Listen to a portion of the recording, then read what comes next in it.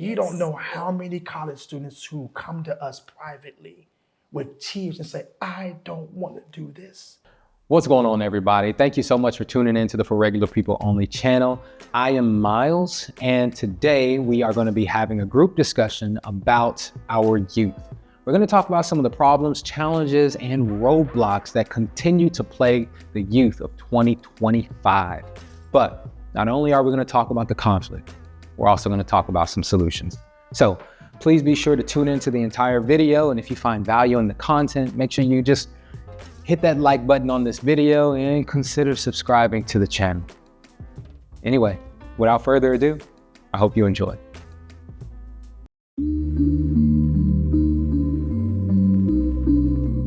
Are parents more to blame than society for how our youth turn out? Tangerine, I'm gonna let you answer this first. Ooh, okay.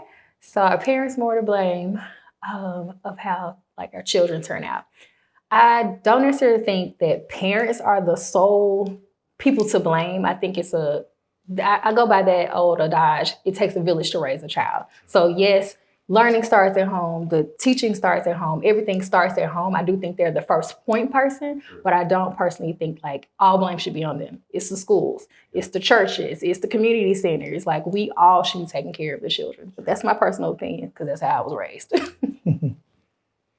For me, my mother, I just had this conversation. She's apologetic about so many things, and she would always finish by saying, it was all I knew.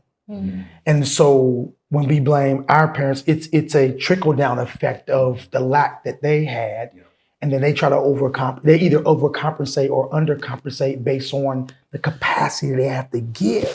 And I have the empathy for her now at 51 and says, Mom, that's all you knew. So it heals me when we're like, you should have done this and you should have done that. And it's like, go back to when they were 12 and what didn't they have? And so they're not to blame. I just feel like they, in most cases, do as much as they're capable to do. Lack of education, the impact of slavery and just the systematic barriers they had to overcome. And then here we are, the residual of that is what we live today. So they're not to blame solely, but it is a demographic that the home is the first place. But if there's nothing there, lack of education, lack of financial resources, then what more can we expect from an empty bucket to try to produce something that we really want, but it's not there? Right. So good. Yeah. I think that there is a whole lot of responsibility when it comes to your parents. Is it all of their fault, all of the blame on them? No, not necessarily. I think that there is a huge responsibility, and that starts with the parents. As a parent myself, it's something that I take responsibility for the things that I've done wrong when raising my kids, and I think in those terms. But as my kids have grown, I've realized there's a certain point that it then becomes not my fault anymore. They become their own person and they work through that, and that's something that they need to focus in on. So while I think the responsibility starts out with the parents, there are circumstances where you don't have all of the information. You're just making it up as you go along. And we just need to be able to give grace both to ourselves and to our kids, teach our kids that grace so that they can give us some. Yeah. That's wonderful. It's really cool to kind of hear all of your perspectives kind of almost launch from the place of it starts with the parents. I think it's hard for this question to pick just a binary answer because obviously, there is a sense of well-being that's cultivated at home, right? There is, a series of kind of principles that you keep in your home, that goes with the name of the family and things like that. But I think as time changes, as generations, change, interest in availability of certain technologies and things like that. You think about, children whenever they go to certain schools and, there is an element of the societal structures like what types of things are there to do for children in certain communities, and what is the rec center like whenever they go, and do they go to a public school or a private school or a charter school or a preparatory school, and then also, right, the type of education that's being fostered within those schools, and the type of teachers and the type of leadership that those teachers have to kind of follow and listen to. Like, there are portions whenever the parents are trusting society, trusting our education system, trusting these different portions of wherever they might live, or just our country and as a whole. There's portions where the parent is trusting that the world that we live in is going to do right by them as a family and their child as well. And so I do think that there's kind of a duality there also, right? Because parents want to do their very best, but society does actually play a role in how our children are turning out, because of the types of environments and things that we're actually providing for them too. But I agree. I think it does start with the parents that are actually interested in these types of conversations. Parents that are actually, thinking about, because my mom was always like, well, who's all going? Who's down there? I know you said, what's your teacher say? So, but it's definitely, again, like I said, not, in my opinion, not a binary answer. So it's really cool to kind of get to hear some of your perspectives.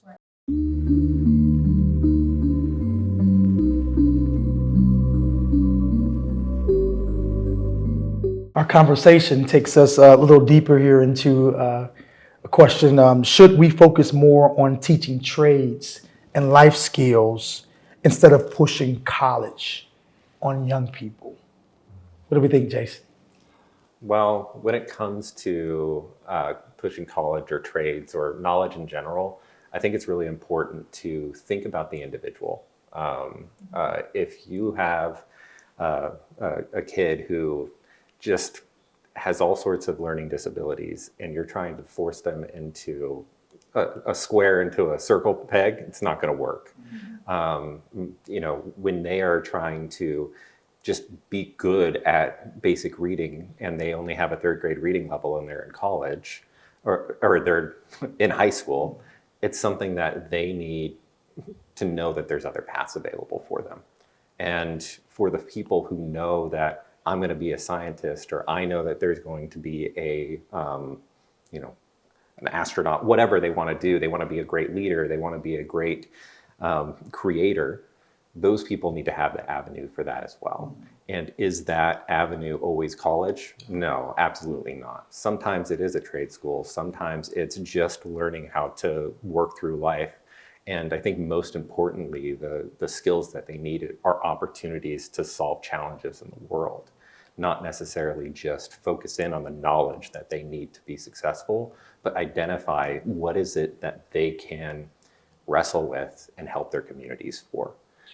It's those things that are going to get our kids or our youth the experience that they need. If they can solve the world's problems when they're in high school, they have that potential inside of them starting when they are young.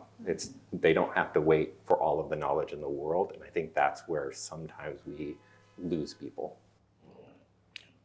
So this particular topic moves me a lot.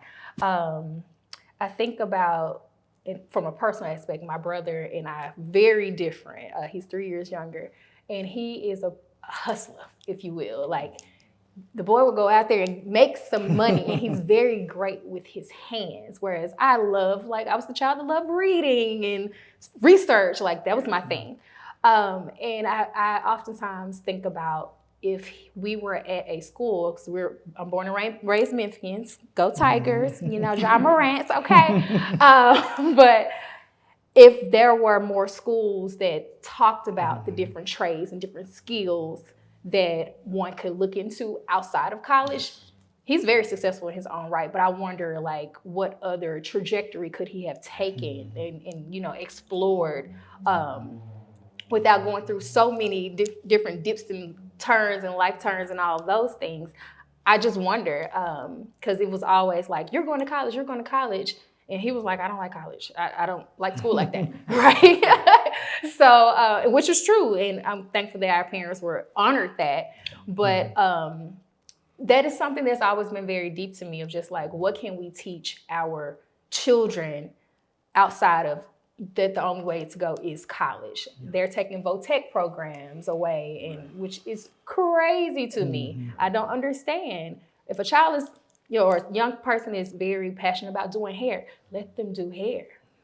And let them, right. I have several cousins who are like into cosmetology and are great at it, but couldn't find a program in high school because they stripped all the programs away. So, yep, that's my 2 cents. I'm not gonna go down on a tangent. That's amazing. I agree with both of you. I think honestly that to me the answer to this question probably shifts every generation. Honestly, shifts every 10 years, kind of depending on again what has been made available. I'm of the mind where you got to invest in both and. 100% both and as they're growing up, as they're aging. I mean, we can, this is for kicks and giggles, let's just say we're talking through middle school and high school and talking to them about what direction they should take. I mean, are we equipping schools with the ability to recognize and find out what those students' passions are? Like, are we taking the time to take a holistic look, a holistic focus on what they're good at, what their skills are, not just do they do tests well, but do they come alive whenever we're doing certain programming inside of the classroom? Obviously, like excluding athletics, obviously, because that's I know that's always a path that I think in America we're pretty used to that they kind of build for that.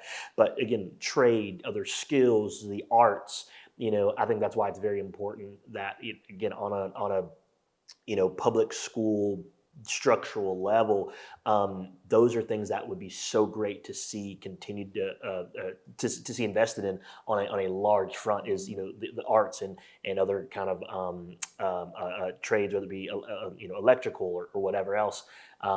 It's things like that at the same time as you're learning math and science, etc. Man, you might end up being able to be a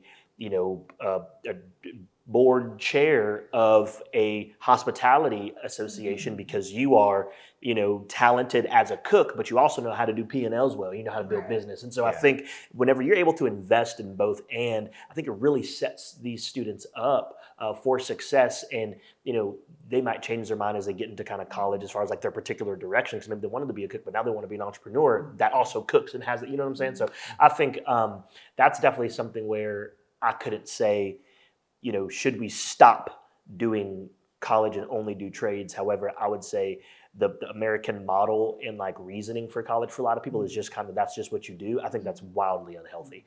And so, I mean, man, academic and trade are huge, huge, huge. A lot of the programs are centered towards our middle school age students, which is understandable. Like they're coming into their own, finding themselves. But what if we capitalize on the students' interest when they're small?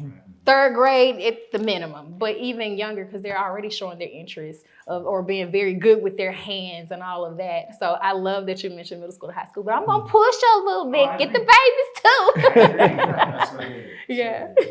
I mean, for me, this is right in my passion zone. For the past 25 years, I've served as a founder and CEO of Transformation Life Center, and it was all about me being the first in my family to go to college. Nice. And, my struggles through Fisk University, walking and just, make this make sense, and coming back, after getting my dream job with IBM, graduating, thank you, Lordy. We all know what that means. I wasn't no valedictorian. I barely got out. But IBM, they didn't ask me one question about books. And I'm going, and my mentor, who's still today, I'm 51, Robin's been great. She said, IBM's not concerned about whether you can read it 2 chapters and take a test. We're more concerned about critical thinking, about soft skills. If a server goes down and it's going to cost us $1 million a day, can Demetrius Short fix it?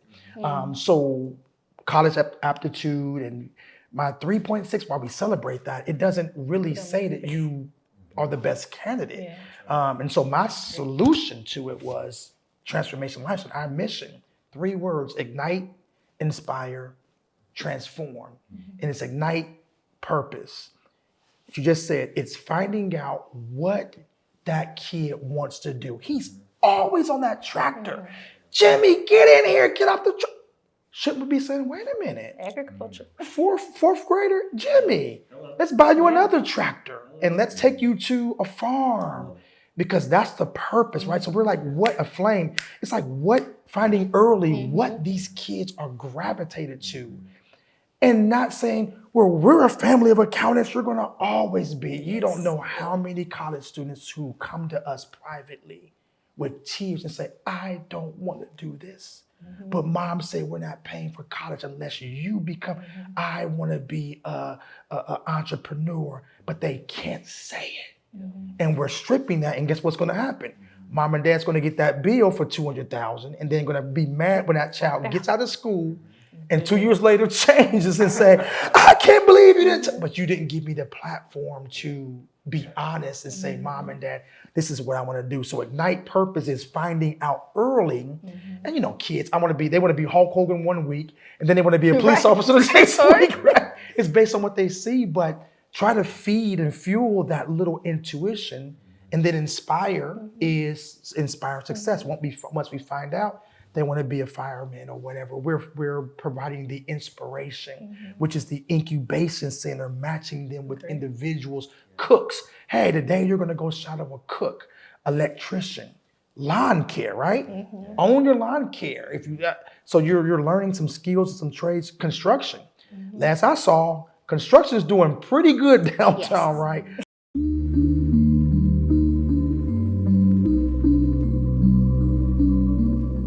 Do we coddle troubled youth too much, making excuses instead of setting expectations?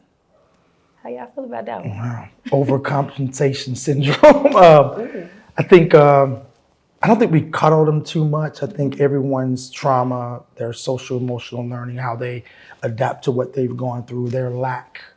When you have your child, you try to, my mom made me work too much. Now I'm going to not let you work and coddle that child to try to make it easy. That child, gets a privilege in that area, but what's the destruction of that? What are we really teaching that person? Because at the end of the day, hard work is the common denominator for success for all of us. So we kind of yank that away if we're not giving them, chores and things of that sort. So with the iPads and little 2-year-olds, 1-year-olds who can't even speak, but they know how to throw a tantrum because you pull the iPad away from. This generation has access to so much, but we didn't have Facebook. We just knew when it get dark, you better have your butt home. We played, we kept our doors open, and all of that. But this generation has helped and assisted in the coddling to me because there's just so much for self-parenting. Throw a computer in the room, mom gets away from that crying kid and they're in the kitchen just getting away, and then a laptop is raising a kid. And then we wonder why they don't show up for work or why there's handouts and why I want, a $80,000 job and I'm only worth $12 an hour because we that's the image we give them that, I don't have to work hard. And so I think the natural thing is to protect and to help our kids, but man, just hard work and discipline. As hard as it was sometimes, I wouldn't trade it because it made me into who I am today. But I do think this generation, my daughter doesn't know what a glass stain is. I live in an apartment complex. I don't see any kids, probably 50 units. Nobody's outside playing. She's like, go outside and do what? I'm like, man, that was the thing. Mom, I got my homework done. Can I go outside now? Yep. All right, boom. Not doing your homework was punishment for us to go outside to play. But now it's like, I think we are coddling them, but I think the access to what we have is helping us do that and making it easy for us to coddle and weaken their aptitude and the skills that comes through hard work, pain, setbacks. So I would say, I think we are doing a little bit too much of that. Well, and to add to that, I think that sometimes coddling creates the trouble, because it's not necessarily that we are teaching them the skills that they need to learn, because we are saying, okay, well, let me do that for you. And then they don't learn the skill, they don't learn the thing, and then all of a sudden they're like, oh, well, my parents always did that for me. Like, I don't understand the perspective of actually having to go and do the thing. So I think that coddling can lead to that trouble. Now, there's other circumstances where, that trouble does come from neglect or whatever that could be, where they're not able to, they just haven't had an example for what looks like. So you have the one extreme where folks aren't, doing anything. And then you have the other extreme where they're doing too much. Yeah. I agree with both of you once again. I do think that I wouldn't want to over generalize that kind of question, because while coddling is a real thing, I also think that, as it pertains to expectations, when you give someone an expectation, there's also this dimension of, one, giving them space to like have a moment of critical thinking, but then also, are you actively helping them learn the process of the critical thinking? I mean, you see it across the scientific method, like there's actually steps to getting to that. And I think that for some people, again, in just in so many different generations working together, and like, and, I mean, 4 different generations working in the same buildings and things like that, having to interact on a regular basis, it's like the first time it's happened ever. And I think sometimes there can be an overgeneralization of, hey, they just don't get it. They've been coddled too much. Like they don't understand, this way, because we grew up during the Industrial Revolution, and we, things like that. And but I do believe that there's this dynamic of, how do you teach someone through the process of learning how to critically think, setting an expectation and a bar, but building a pathway to learn and develop and challenge their mind. I think that both have to live in the same space. However, don't cheat them, I would say, right? Like we can't cheat them by way of coddling. But I do think that there's an element of seeing them develop in the process. For sure. This is a heavy one. I ultimately think we have to be consistent in holding high expectations. Oh, yes. Absolutely. That part. I do think, like you was mentioning, there is a gray area of like protecting and holding high expectations. But what I've often seen is we'll set this bar here, and as soon as the youth or young child struggles and get frustrated and acts out, if you will, we dropped that expectation. Like, no, make them meet that expectation. I oftentimes think about sports, especially those great coaches that are like, this is my bar. Meet that bar. I don't care if you cry, stomp, whatever, meet their bar. And those coaches are not like coddling. They're loving them. They're giving tough love or what have you, but they're not like, come on, baby. Like, no, get out there and do what is expected of you. So I do think there's a gray area there, like you was mentioning, of like protect, but also hold them to the high expectations. And I think the piece about, just look at the question again, and I kind of know, do we call it troubled youth?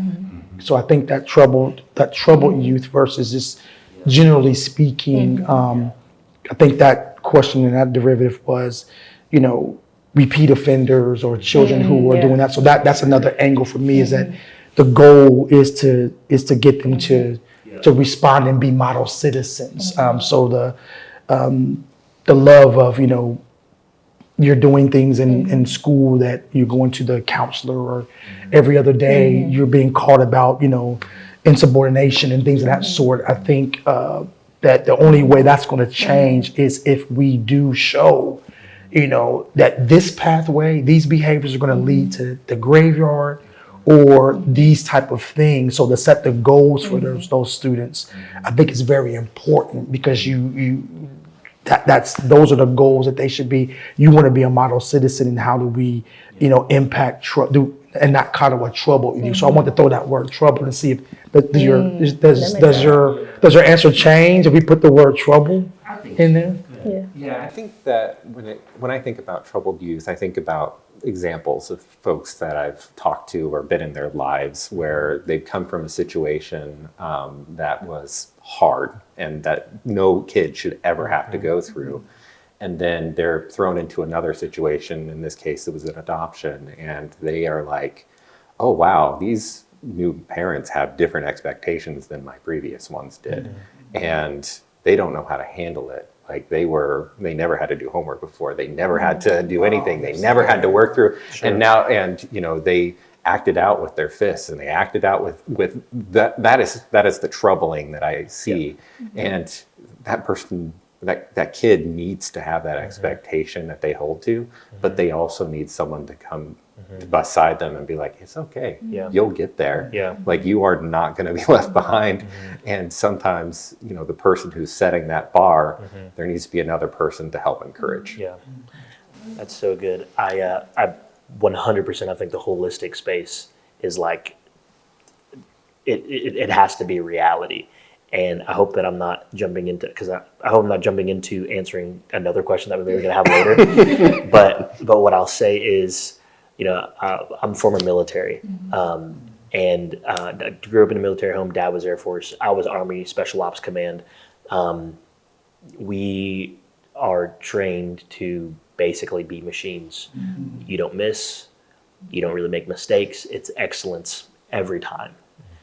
However, one thing I learned now working in a more corporate space and community space with people, there's some folks who come from that world, and the only understanding of leadership of people, especially young people, that they have is leading people that don't have a choice but to follow them because they're in uniform, who leading people that they can control. And so it's a place of subservience in that leadership, right?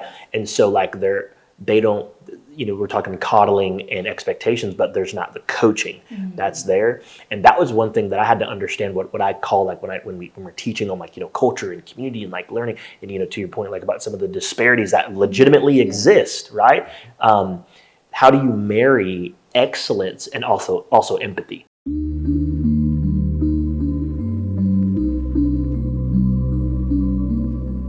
Are mentorship programs overrated, or are they the missing link for saving troubled youth?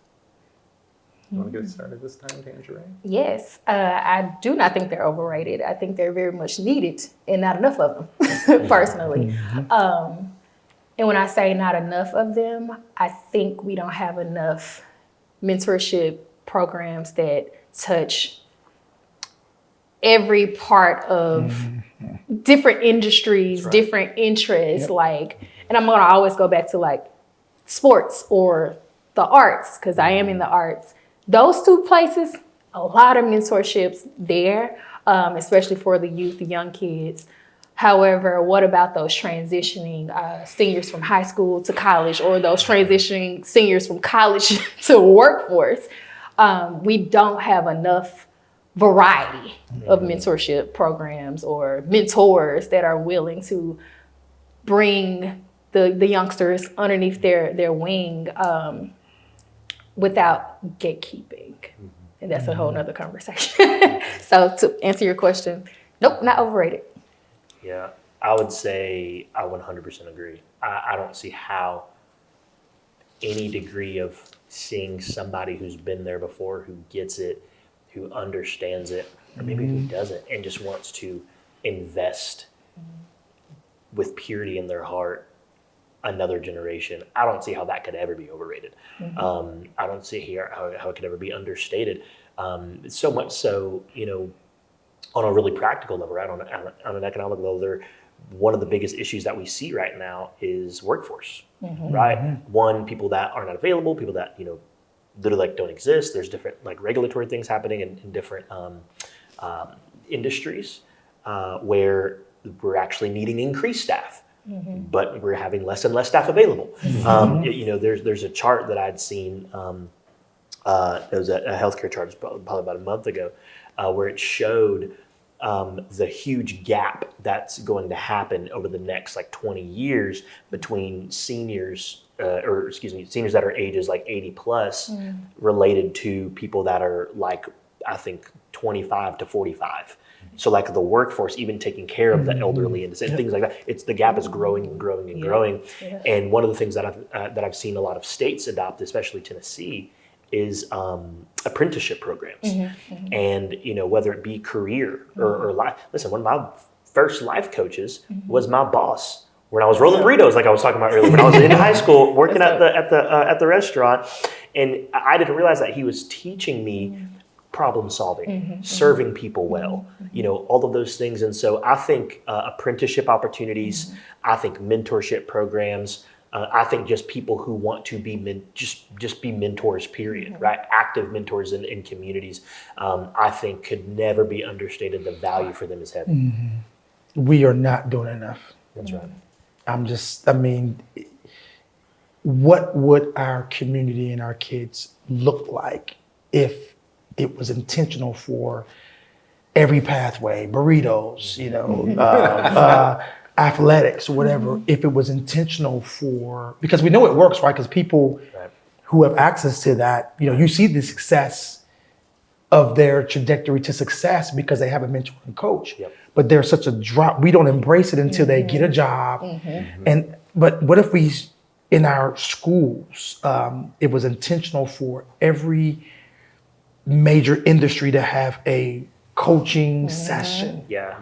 And you brought in firemen, police officers, Hulk Hogan, baseball player, right. a GM, Yeah. a hairstylist, or whatever, and that 1 hour. So I in the nonprofit space, we almost had to close down a program, Brown Boys Read, because we couldn't get enough mentors and coaches to come and read 1 hour. And that was depressing. I mean, we were hurt, we want to help, people, and for 1 hour a week, almost for 39 cents a day, you can. It's just like for 1 hour a week. And employers, and people say I don't have time. I'm like, the last I checked, I get lunch every day. And it's just, I'm going to go. I find it hard to believe that any boss when you have a passion, I'm going to go to the school and they're asking me, can I just dedicate 1 hour of lunch a month? So that's 12 touches for a year.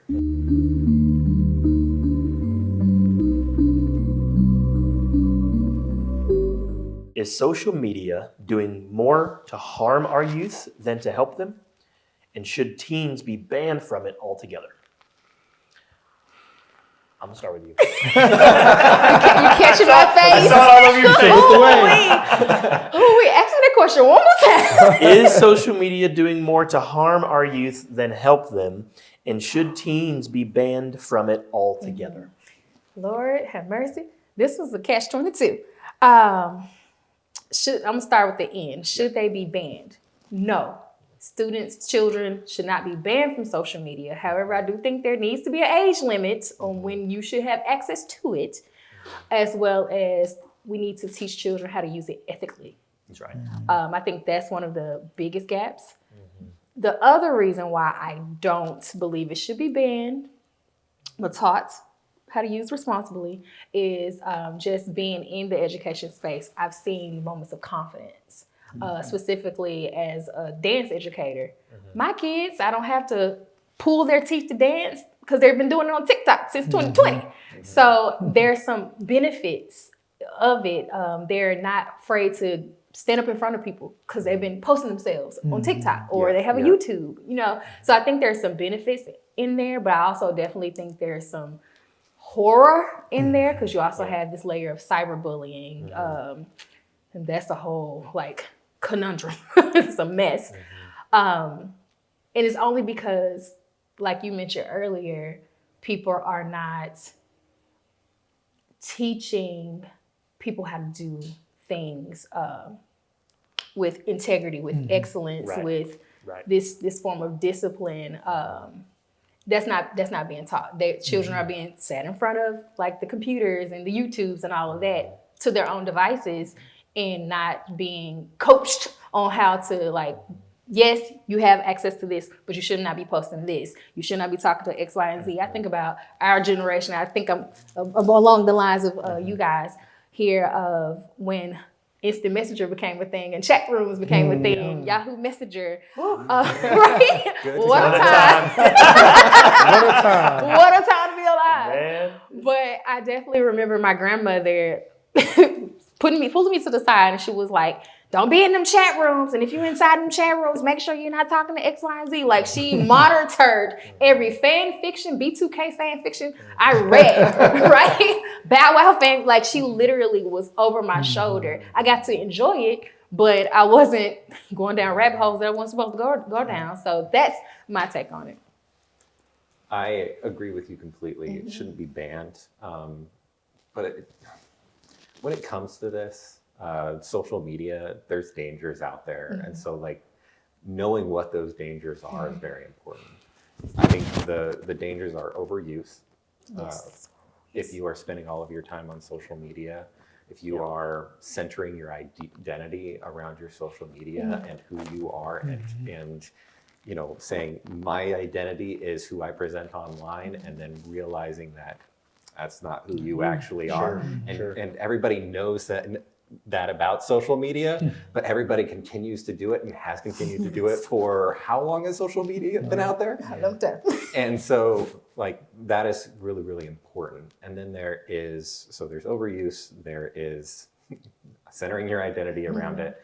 And then there is the cyberbully aspect. I am behind my computer or my phone or whatever, and I can say whatever I want, and nobody can say anything. Or I can make an anonymous account and then you know, put people down or whatever that looks like. And so when we're talking about responsible use, I think it's really important for us to identify how do we solve those problems. And that's not the only problems. Those are the three that are coming to mind right now. But how do we work towards solving those specific problems and teaching responsible use so that people can use it? Because just like any technology, it's out there. It's hard to say don't use it. I like to tell people when we're talking about AI and that sort of stuff, we're never going to get to Star Trek levels of technology unless we use technology to get there. And so social media is an aspect of that. Instant communication, instant access to information, instant access to people who are intelligent and know how to message and can inspire and help you work. Like those are the benefits to social media, and we need to help folks highlight that. How do they present confidence? How do they work through that? And you two nailed it. I mean, mine's just short and simple. It's like, you know, no, don't ban it. Anytime there's anything good, evil always creeps in, and that will continue to be the norm. Phones, everything.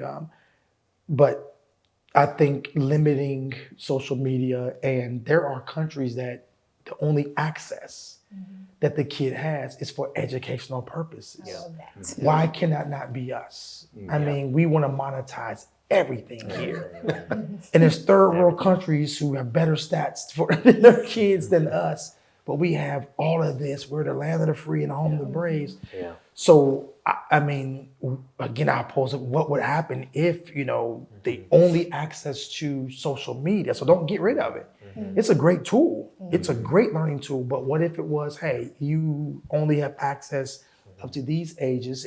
If childhood literacy, the third grade literacy rate is so low, hey, it's like, all right, until you read this, the only thing you can get, the only portal you can get is about reading. Well, that's it. Look, it's locked. You cannot get to this level until college students, until you pass this financial literacy and learn about basic banking, you can't go to the sports channel. You can't go to this channel.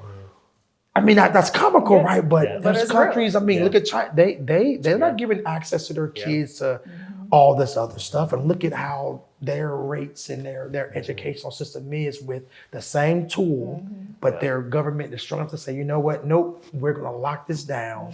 But our kids are dancing and shaking their butts and everything and can't even read. And TikTok sensations, but other countries are using that same platform to produce good. Thank you for all three of those perspectives, man. I'm once again going to probably play both sides a little bit. You know, the statement of harming our youth. I think naturally people think of, man, you know, they're putting their location on stuff. People can kind of come and get them and things like that, which is absolutely real, right? Because you were talking about how to use it responsibly. But I think even more so, if you start to look at, you know, I won't throw out numbers now, because I'm sure depending on kind of where you go, you might get a little bit of different, you know, percentage. but it's a pretty high percentage as far as how many young people today, adolescents, like between 12 and 17, would communicate that they suffer from anxiety, or that they would communicate that they suffer from depression. And a lot of times, not just from cyberbullying, but even just the things that they're exposed to just in general, traumatic things, whether, even though social media can be used as a tool for like news and micro learning, even, and things like that, there's some stuff that we know that I'm like, man, I can't believe that I just opened up my Instagram and just was just on here. Like, that's traumatic, right? There's not a trigger warning. There's nothing like that.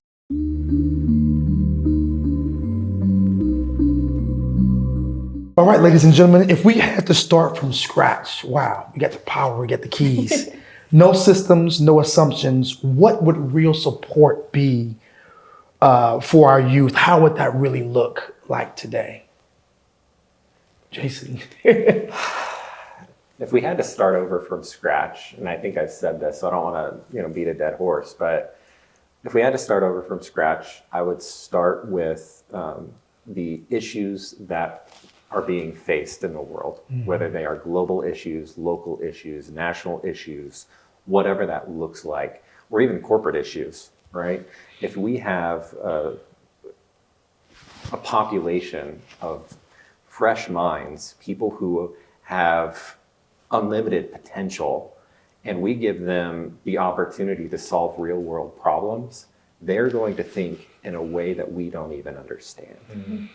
And so if we give the opportunities to our youth to solve problems that are real world problems with appropriate support, right? We don't want to throw them into the deep end and say, all right, let's do some advanced calculus today, right? But if we allow them to say, okay, we have this person over here that isn't feeling well. What can you do to help them? Sure. Access. I would start there. Just access to every great thing that we could give access to. Because there's so many barriers currently that is causing issues with like equitable education, to college, to trade schools, to any skill set. Has always been a barrier. So that's where I would start. If I had the pleasure to throw a magic wand, access. I would definitely say the same thing. Both of you guys, of course, access, but even awareness to the resources that are available. That's something that I think has to be definitely redone, tackled if we're going to start this whole thing over. There's a lot of people who don't even know that there's certain resources available to them to be able to tap into. We agree that there would be no systemic barriers for any child before we look to put the infrastructures and the bridges in place for mentoring, for farmers, for this and that. But unfortunately, as you are alluding to, the systemic barriers, the redlining, there's a liquor store and a cash advance in these communities that would not even pass code in other communities. And we wonder why our kids are obese, eating GMO, because dinner's is beanie weenies and a can of GMO. And we wonder why the healthcare system in those communities are not good. I think if we can all agree that access is the thing for everyone, then we can truly build a support system for every youth. So good.